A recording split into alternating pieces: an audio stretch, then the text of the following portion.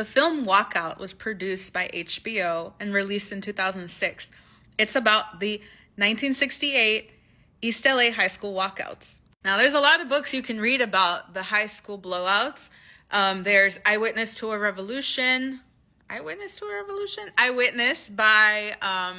Chuy Salvador Trevino. You can read Blowout by Mario T. Garcia and Sal Castro, or just straight up watch the movie. There's a couple things about this that I want to share with you all. The first is that a lot of people criticized the high school walkouts of the 60s and 70s by saying, they're just kids. What do they know? And protesting doesn't change anything. One of the most powerful moments of the movie Walkout is at the very end when the film, the cinematic production ends and it switches to documentary snippets of interviews. There's a part at the end of the film where one of the people interviewed is asked about the protests. They say, well, the schools are still shitty today.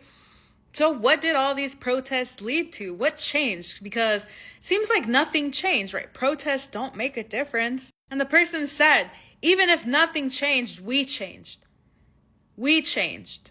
And I think that that's one of the things that's the most powerful about not just the film, but also about the idea of showing up for civil disobedience and for participation in different types of direct action. You may not change the world. Protesting out there is not going to necessarily shift policy, but by participating in it, you change. You begin to see who are the people around you, who you're in community with, who are the people who are going to have your back. The other thing I have to say is that one of the schools who participated in the East LA blowouts was Woodrow Wilson High School in East LA, which is the school I went to.